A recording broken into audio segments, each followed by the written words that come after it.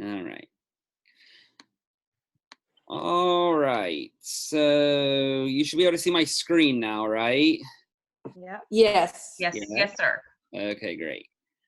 So this is like the home page for the educator side of things. I always just log in with my Google login, and then this will come up. So what you kind of have to think about Flipgrid is I feel like a much simpler, easier Google Classroom style format. Woo! So you have to think about like all of these would be my quote unquote classrooms. And so like these were a couple years ago that I just haven't deleted yet. And then this was one that I had set up for just the cultural night project. And so this is the one that I'm using all the time. So if you go into it, these would be like all the assignments. And so topics in Flipgrid are like the assignments. So like this, for example, this is what I did today. I read this book, posted the video on YouTube, sent it out to them. And then I had, it went away. And so then I post these questions, and then these are all of their responses. And so, but going back before I get too far ahead, so to create a topic, or nope, I wanted to start with grids. So thinking about grids are like your classrooms. So you're going to want to create a new grid, give it a name. For me, being in second grade, this is easier using student ID. Because for that, the student would only have to enter like a code that you made up for them. So like, for example, my class, I can kind of show you how I have it set up. My class, their code to get in is just this. So when they get in, they just have to type in number or pound 15. Whereas if you use school email, they're going to have to type in that whole student or first last name at student.nhcs.net. So for me, when I was setting this up, it was much easier to, give it a name that I wanted it to have, and then click student ID and spend the time. The only bad thing is you have to spend the time going through and adding all of their names and what their code would be. But for me, this was just so much easier than having them use the Google email address login. So Marissa and Kathy, Marissa, how do your kids get on Google Classroom? They all use their email every time they get on. So it would probably be really easy for them. They use it for classroom. They use it for studies weekly now. So they should have it down pat by now. So that would probably be easy for us. Yeah, because then you wouldn't have to spend the time going through and putting in all the numbers and names. Sure. They could just log in with their email. And so Trevor, like underneath my two grids, because I have a block 1 and block 2. Okay. So it says school email. So that's showing that they're going to have to log in with that. Right. Right here where it says student ID, you're saying school email. Yeah, they're going to have to log in with school email. Okay. And so then all you have to share with them is this code right here, this flip code. So they, when they are looking, so like if I was going to view this as a student,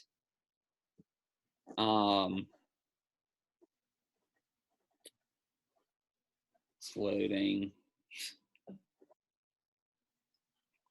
So this would be where if you use the email, they would be prompted to put in their email.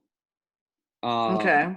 So, but before that, I don't know if I can, let me see if I can find it where they just have to put in, because they have to put in that grid code first. But typically they only have to put that in one time. So what'll come up is it'll look like this. It will look like this, except for it'll say grid code. And then they have to click on the grid and then enter their email. So they're going to enter this first time. And the good thing is, like, it will remember them. So if they have their own iPad and they're the only kid in the class using Flipgrid, if they type in, for say in my class, Todd 2264, when they get back on the next day, they're going to pull it up and this is what's going to come up. It's going to remember that they're a part of this class. Okay. Which will save them a step. So you have to give them this code at the beginning. But then as they're doing it more and more and more, the computer remembers what. So with this code, can we send that like out on remind to our parents? And so the kid, that way the parents are aware of it, and then the kids can all get logged on and go to that site, right, versus emailing everyone individually? Right. That's what I did. So I don't use Remind, but I use Class Dojo, which is similar. And that's all that I did. I said, we're going to do a daily response on Flipgrid. Here is the code. And they've all been able to get on and have been very successful, as you can see, because they've recorded 434 videos. Holy dang. So, well, and that's how Candace Houseman did it, except she sent out the Seesaw code. It's the same. Flipgrid and Seesaw are the same kind of idea, like a platform using an app. And so that's exactly the way she did it, Trevor. She sent it out in Dojo, and then I guess she had a checkoff sheet, and she was checking off and responding back once you responded to her. Yeah. So really, I've sent it out one time, and everybody's been able to get on. Really no problem. So once we send it out, Trevor, how do we know that they got on? Do they have to make a video, or is there a way for us to see that, okay, they've downloaded and they've checked in? Right. So there's no way for you to see that. They will have to make a response in order for you to do that. But once they make obviously, like, once they make a response, then you know that they were able to get in. And can you do that with a phone too, Trevor? Or does it have to be like a device?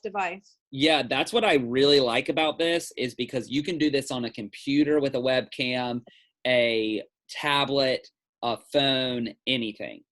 Okay.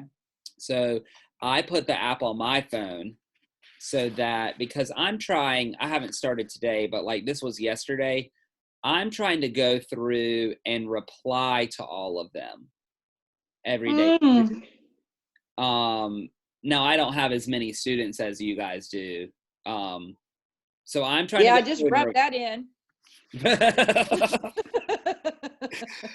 But so I'm trying to go in through and respond, which they're enjoying, because they'll like respond back to me. Like, this is one that I made, and then these are two kids that we've been talking back and forth. Gotcha. Okay. Yeah. So once you've created the grid, thinking about it like it being your classroom, then you have to go in and add topics. So these are all the books that I've read so far right here. And so every day I just add a new topic and with the book. So I typically just title it with whatever title. This is another, I think, good part. You can pick how much time they can have for the video. So like I was giving them, they send you. That they send you, yes. So okay. I was having a really hard time when I first started this, like with the at home. I was giving them like the 2.5 minutes, but kids were rambling on and on and on about nonsense. And I was like, I appreciate the nonsense, but I would rather hear what we are supposed to be talking about. So I typically just give them like 1.5 minutes. And for what I'm having them do, which is just answer a few comprehension questions about a book, that's sufficient. But I like that it can go up into these bigger numbers. Right. So if you wanted something longer, you could. So, you know, do a title, pick how much time. This is where I'm putting in like the questions that I want them to answer, which is really good because they are, you know, I taught them, because I've been doing this in my class, that they need to create like a script before they write or before they record their video, so that they're not on there going like, like not knowing what they're doing. So they, what some parents have been telling me they're doing is they go to this and they jot down the questions real quick, and then their kid answers them. And then they get on and record the video. So for me with doing the books, so the focus is this, like this little icon right here on the side. So for me, when I'm doing a topic, the focus I choose is upload an image, because I want to do the book title. But you know, you could record a video yourself as the little icon, or they really like these, you can type in like and it's those things that move, like little quick moving things, like glyphs. So they really like those. Like I'll put those on there sometime. But like you don't have to add one of these if you don't want to. And then you would just hit create topic, and it would add it over here. Now it does generate, so like this is today's, it does, like when you create a new topic, it should load up here. It does generate a code just for this one topic. So this E0E9BE82 would be for just for this. But as long as you send out that initial code that says something like, are you guys still there? Yeah. Okay. Yes. Mine says like Doer 2100. Say that again. Like my flip code says Doer 2100, the one to share with the kids. Right. So I would send that out. I always ignore this because this is just going to take them to this one topic, not to the whole grid. So when they get on, once they've come here and entered their email, and now they're in, they're going to see, they are going to see this, if it'll load. So like, here's today's topic. For me, if you give a mouse or a moose a muffin, and then all they have to do is click this big plus, and it automatically brings up the camera and gives them like a prompt, record the video. Oh, wow. So then they record the video. It gives them like a little countdown. They're recording. They hit next. Down. It literally says, you know, they can edit. If they're like, oh, it cut off, they can add more, and it won't delete what they've already done. They can just go right back, and then they'll add right to the end.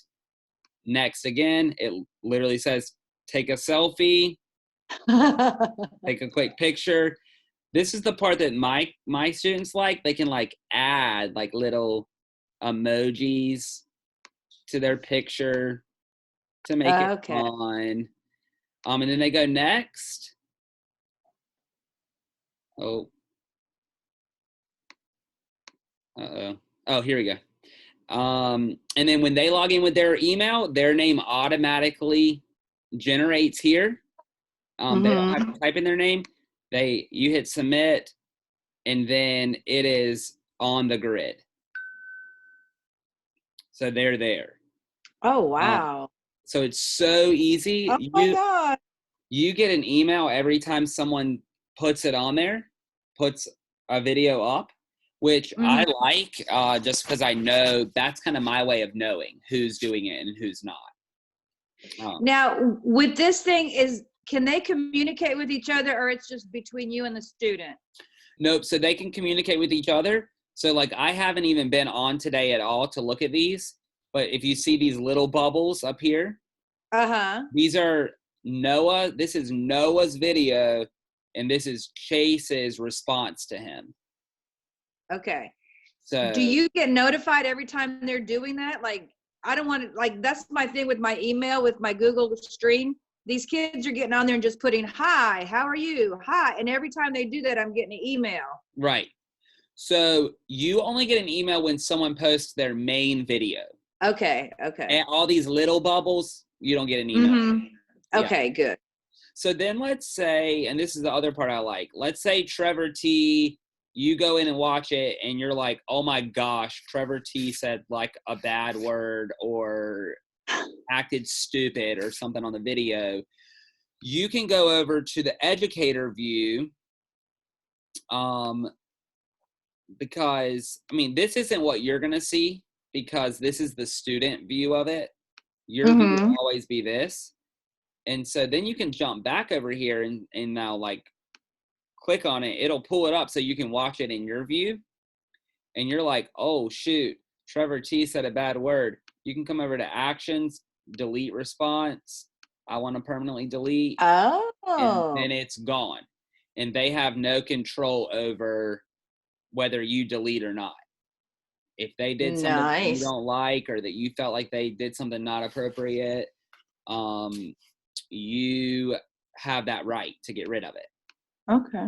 Which I So really Trevor, like. Yes. let me ask this. Like, if you were asking a kid to explain a math problem, or they're thinking for math, because I'm thinking about Kathy and Marissa specifically. Right. Like if you had a meaty math problem that you wanted the kids to solve and then tell how they solved it, I think this would be a better tool than Google Classroom. Do you? Right. Because then they could add a little minute and a half. They could work it out on paper, and then they could display their paper while they were explaining.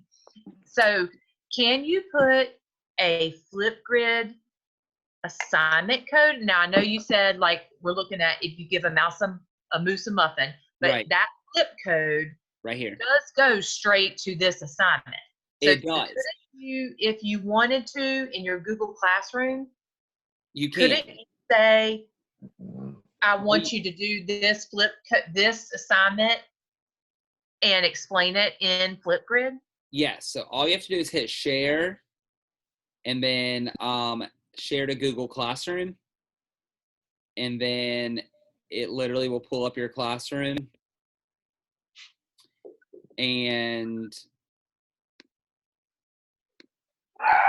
you could create it as an assignment. Hit go. And then right here, you could say, number talks week 1. And then type up like, record your response on Flipgrid showing how you solve this problem. And then when they get on, let me go over classroom real quick, because I linked an assignment with Flipgrid over there. So let me get over there. This is the part I like while you're pulling it up. This is the part I like because you could make your math talks or explaining a problem be a Flipgrid inside of your Google Classroom. Right. So then when they get, oh man, this isn't the student view. Can I go here to look at it? Yeah. So then, like, I've linked this, and there it is right there. Oh. So now all they have to do is when they get on Google Classroom, click on that. It's going to bring up that Flipgrid assignment. They enter their email here. And it might, I haven't really played around with using their school email. It might even, like when you click on this, since they're logged on to Google Classroom, it might even already have them logged in there. Right. That'd be nice. Right. So, this would be a really good platform for them to be able to discuss. Yes.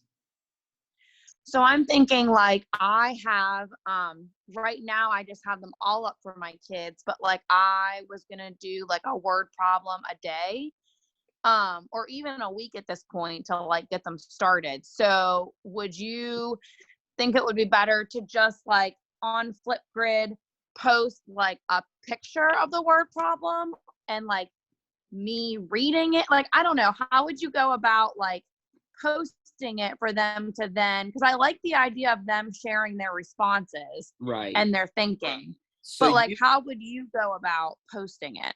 Right. So you could go here, and I would type it right here Okay. under the prompt. Oh, yeah.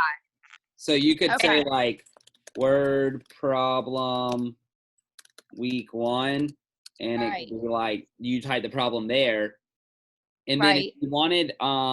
if you wanted you reading it, then you could jump over onto the grid and create a video of yourself reading it. So is that what you do when you do your read alouds? Yeah, so what they're doing is they get I am emailing them. Oh, look, he just did that. I haven't even got the email about it. They get a text on Dojo with the link to the read aloud. Oh, because you do it on YouTube. Right. Okay. Now it's all making sense. Yeah, and so the only reason I do it that way is so that I have them like Forever. I'm thinking in the future, like, man, Sure. I'm doing a read aloud like every single day. Yeah. I need to have these somewhere where they can be, I can have them for the future. Yeah. Yeah, And yeah. Like archive them somewhere. Well, Right. because this could become a station next year while you're teaching a small group, you could also be teaching virtually at your Absolutely. And that's already what I'm thinking. Like, I've got all these read alouds done. It could be listen to Mr. Todd read this book and then respond to the like. So I'm thinking ahead. So that's why I'm using YouTube. But like, I haven't made one yet, but so I always go on and make my own response right here. Of just be like, hey, how's everybody doing? Like, look what I'm doing today. But that could be where you are reading your problem that you've typed up here. That's what I would do, Marissa, because that's easier than because having to go through the trouble of just reading aloud one math problem on YouTube is a lot of little steps. I like the idea of you going and making the response and then saying you can always read my response first, which is the read aloud of the problem. Okay. And then of course they think it's funny. Like you can't really see it on this. Oh, hold on. Like they always think it's funny because I always take the time to, let me pull this up so you can see it bigger. I always take the time to like add, man, it's being slow right now. It's like little fun stuff to my picture. And they're always like, Mr. Todd, why do you have that dog on that donut? So they like it. They think it's fun. Okay. And so that's what I would do though. I would type the problem like here where I have the questions and then do a video of me reading it. Okay. I like that. That's cool. Okay. Yeah. So that's what I would do. I think that'd be an easy way to ease them into it and just upload it in my Google Classroom. Cause I'd love to have them like get on and see all of this, like your kids can see all of it. But I think right now they're so comfortable with Google Classroom that I don't want to throw too much at them. But I think just putting the individual code for each assignment like you did and just have it take them straight there for now might be a nice way to transition. Right. But I think that's a great way to get them talking and showing what they're doing and not just like submitting answers with no work.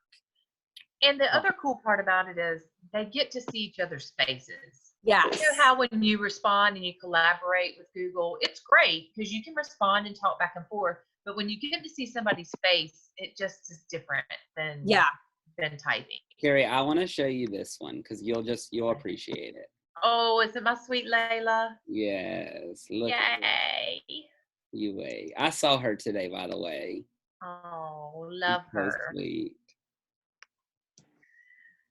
Is she still slated to go to Porter's Neck Elementary? She is. I know. I'm so sad. It might not. Oh. There she is. Oh, I know her.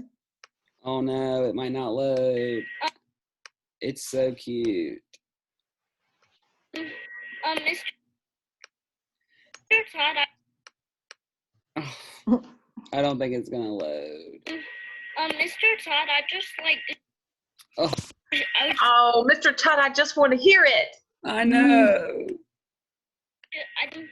Mr. Todd, I just would like to share you Oh no. something. Like, so earlier today, when the girls had gotten off work, we had went for a walk outside to the mailbox, and then we went to Williford Lane, and then we went straight back to our house, and it was kind of fun.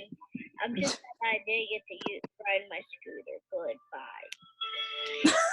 You didn't get to ride her scooter. Mr. Todd. Can I, Todd? Yeah, like, and this is I like. really miss you, Mr. Todd. Oh. And I miss all of my friends. Oh. So I just am like, for me, I'm really enjoying seeing their faces every day, and I don't feel so disconnected from them. Right. I'm sure they feel the same way when they can see their friends that they don't normally get to see outside of school. I think it's a right. good way to do it. And some of them are like, they'll record to each other and be like, I miss you, and maybe we can have a play date soon. And it's like, oh gosh. Sweet. You're like, no, you can't. No, you can't. Stay in your house, but maybe after all this is over. Well, once you guys get a system for the Flipgrid, it is really easy. Yeah, I'm excited to try that out. I think I'll use this week and spring break to maybe get one ready for when they come back, to try out and start putting some stuff out there. You know what I would try, just so they can get it out of their system. Like the very first one might just be, hey, let's just say, like, give them some kind of silly prompt, like, what have you done fun outside, or something like that, just so they can video and get to see each other, because that's going to be the highlight for the very first thing. Yeah, I like that. That's a good idea. I think maybe I'll try that on Friday. Or a joke or something silly. Yeah, that'd be fun. And it automatically get that set up and generates this. Oh. Like automatically. So you can just go and edit this first one to make it whatever you want it to be. Oh, fun. Well, that works. So when does that show up, Trevor? I didn't see that in mine. Introduce yourself. So you have to put kids in first, right? So they don't, and not if you're using the, so let me just try something real quick. Is that I have one that says say hello on Flipgrid. Would that be it? Maybe? Yes, it says say hello on Flipgrid. Okay. It says say hello. Okay. Perfect.